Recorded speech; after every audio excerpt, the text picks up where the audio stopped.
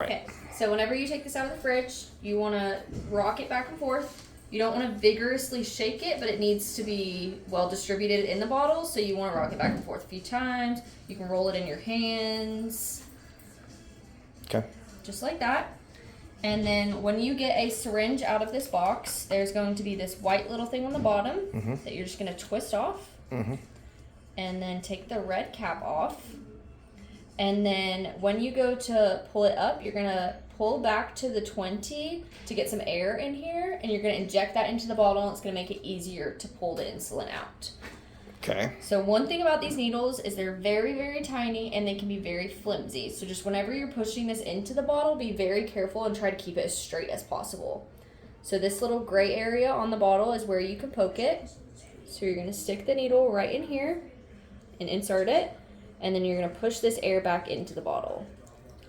And then you're going to pull back. You're going to go all the way to the 20 and just make sure it all fills up in there. And then you pull this out. And ideally, you would just go ahead and give this straight to him. If you need to recap it, you can. Just be very careful and don't poke yourself. Yeah. And then I'm not going to poke him with this one. I'm going to put this back and let you try pulling it out of the bottle. And then we'll poke him with the saline since he's not due for his insulin yet. All right. Good. Whenever you're doing this, they go subcutaneously. So that means below the skin. So pretty much anywhere on his back area, it can be given. It can also be given in his legs. So we recommend that you don't give it in the exact same spot every time just because they can get sore and have scar tissue and stuff there.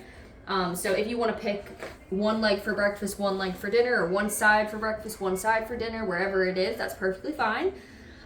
So to make a subcutaneous area, what you're going to do is pinch the skin. So you're going to make what we call a tent. So if you're pinching with your 2 fingers on either side, you have this little triangle that sticks up here. And so you want your needle to go right down into that triangle. All of this that I'm pinching is skin. So anywhere in this area, it can go.